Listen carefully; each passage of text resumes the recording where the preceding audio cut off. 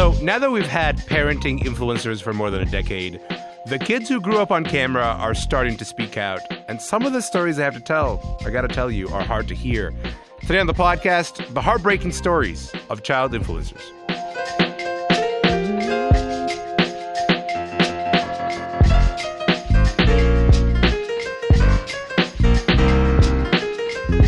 I'm Elamin Abdul-Mahmoud. This is Commotion. Look, one striking thing to me about the internet getting older is it's old enough now that we can look back on certain trends and the industries built around them and say, what were we thinking? And one place that this is showing up is the children of mommy bloggers, of sharenters, of parenting vloggers who are now old enough to talk about what it was like to be broadcast on the internet from infancy. Fortesa Latifi has been reporting on this for a couple of years now. She's written this investigative piece for Cosmopolitan. And then after that, the magazine made a documentary about it on YouTube called The Sharenting Reckoning. The term sharenting, by the way, basically refers to just parents who overshare on social media, posting photos and videos of their children and turning them into mini influencers. I started by asking Fortesa why she's been on this beat for 2 years now. I think that it's because of growing up when reality TV was really hitting its zenith, and we had the Teen Mom kids and the Goslin kids and the Duggar kids. And it was just so strange to me to watch their entire lives unfold online and on TV. And then I started seeing that influencer kids were having this kind of mirrored experience, but their parents were the ones who were the producers and their home was the set. Okay, so you reached out to many child influencers for this piece. One person came forward and asked you to be anonymous. I want to play you a bit of what she said to you in your interview. And a lot of people think that creating content is super easy and that it doesn't take a lot of work, but it is a full-time job. And we'd have to sit there doing takes until 1 or 2 a.m. for a picture or a video, trying our hardest to make sure that our smiles were perfectly right and we stuck to the script and all these different things. That's a harrowing kind of little clip. I think trying to imagine literal children, being awake until the middle of the night, trying to get the correct takes of a smile so that their parents can post this, picture perfect kind of childhood that doesn't really exist. What do you think about that anecdote? How do you think that anecdote tells the larger story of what child influencers go through? I think it shows how little of a separation there is between your work and your life when you're a child influencer. So this is really different from child actors where they go on set and there are people who are specifically delegated to make sure that they don't work too many hours or that they have a tutor on set or, they have to wrap by 5 p.m. because the kid is 12 years old. And there's none of that when it's at home, right? It's up to the parents completely and there's just no boundary.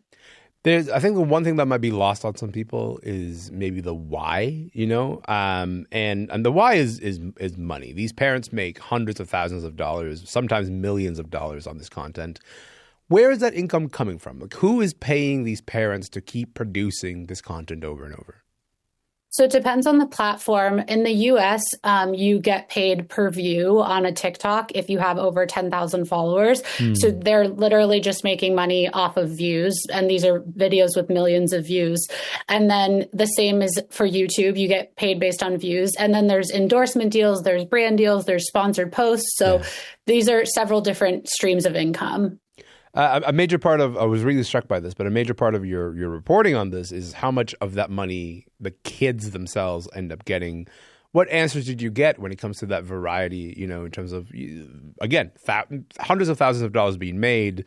How much of that does, ends up with the kids? Well, it depends if you're asking what the influencers say or what they're legally have to do, which is there's both. Only one. Okay, so let's start with legally. Legally, there's only one state in the entire U.S. that has a law relative to influencer children and their money, and that's Illinois. And that was only passed last year. So this is brand new. So in 49 states out of the country, you're completely unprotected, which means that none of this money has to make it to the kids, right? Which is pretty astonishing. People often think that influencer kids are counted under child actor laws, but they're not. And we don't even have federal child actor laws. We only have state child actor laws. So, but I did ask the parents how they break down the money and if they give it to their kids. They did say that they have savings accounts, that they give a certain percentage to their kids. But I think the really striking thing is that no one is making sure of that, right? Like legally, they don't have to do any of that. And no one really knows. Like this is what they say, but who really knows? I find that so surprising that there's only one state that has laws on the books to protect these kids. Even more surprising that this is only, about a year old or so. Do you know of like more laws that are in the works sort of in similar vein in other states? Or is everybody else really behind on this? Yeah, there are 10 different states that have introduced similar legislation that would legislate the profits of influencer kids, but none have made it past the introduction yet. So I think there is a really big movement for this to change. Just if you look at how many states are introducing the legislation, you can see that. But it remains true that there's only one state where they're currently protected. You talk in the documentary about how these sharenters wrestle to balance these huge profits that they're making with the well-being of their children. Some of the folks you talk to have made the decision to stop using their children in their content outright. What are the reasons that they gave you for just completely stopping that? I think it has to do with the cultural zeitgeist and the conversation we're having right now around privacy for kids and what kids deserve as far as like an unvarnished online footprint, as opposed to having everything from gestation onward recorded online. From gestation onward is such a striking sentence. I continue, but just yes. I mean, it's fascinating. Some of these kids have accounts that were made when they were in utero. Oh my God. And the ultrasounds are posted, and people, and like the mom or the dad will say like, like talk as if they're the fetus, like in the captions, and they have like hundreds of thousands of followers before they're even born. Fortesa, the reason that audiences are drawn to these parenting influencers is because it mimics what real life feels like to them, right? So it's ironic that a couple of times in your documentary, the kids are referred to as actors, and there isn't a commitment to the truth the way that we might expect, because they're supposed to be relatable in ways that like traditional celebrities are not. I want to play you another clip from the documentary. At this point, I feel like I'm allowing them to explore their creative side and act in an atmosphere where I get to control it versus Hollywood. Do they see it like that? Oh, yeah, they know 100%. They're actors. That's what they tell everyone. Fortesa, what did you think when you first heard that? I think it's really difficult for 7-year-olds generally to tell what is real and what is not real. Like they're literally asking questions like when they see cartoons or something like, wait, is that real or not? And so I think it's really difficult to say that they see the perfect delineation, especially in this mom's case where the kids aren't playing specific roles. Like they don't have like pseudonyms or anything. Like they're going online and they're going online as themselves. Right. So I'm not sure if they can understand the difference. You talked about this moment we're in where the dark side of parent influencing is finally being exposed. On the most extreme end of things, we saw the YouTube mommy vlogger Ruby Frank. She was sentenced to prison for child abuse earlier this year. How are the sharenters confronting this new wave of criticism, would you say? Do you feel like they're really like engaging with it, or are they kind of like, this will pass?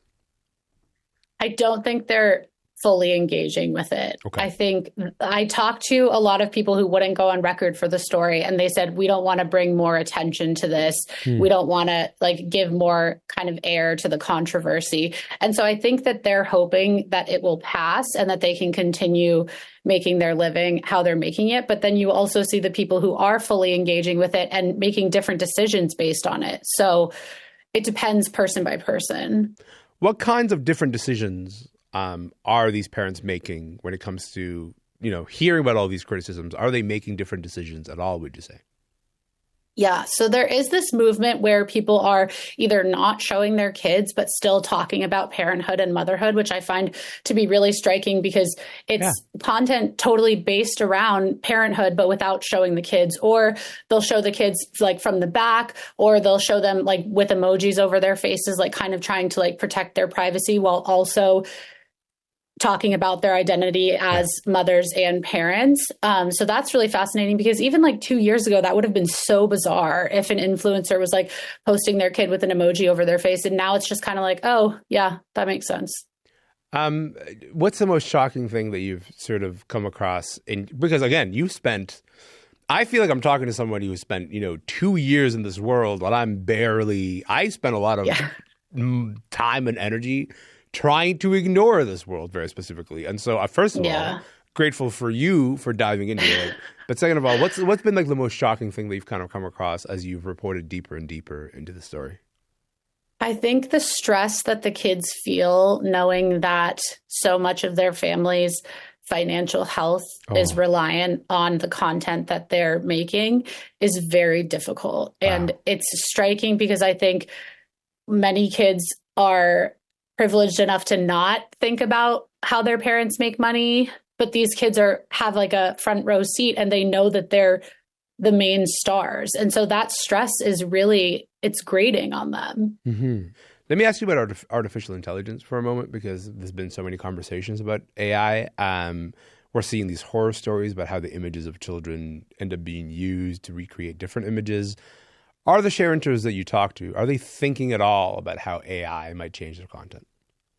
They are. The ones who have taken their kids offline mentioned that to me. They said, we don't know where AI is going to go, and I don't want to feed all these images into the internet ether and not know how they're going to come back to me. And it's interesting. I had this one parent influencer who took her kids offline, but then these fan pages sprung up with tens of thousands of followers, and it was all stuff that she had deleted, but it's still out there, right? Like I don't know. It makes me think of when I was a kid and my mom would be like, the internet is forever, like you can't really delete anything. Yeah. And they are worried about that.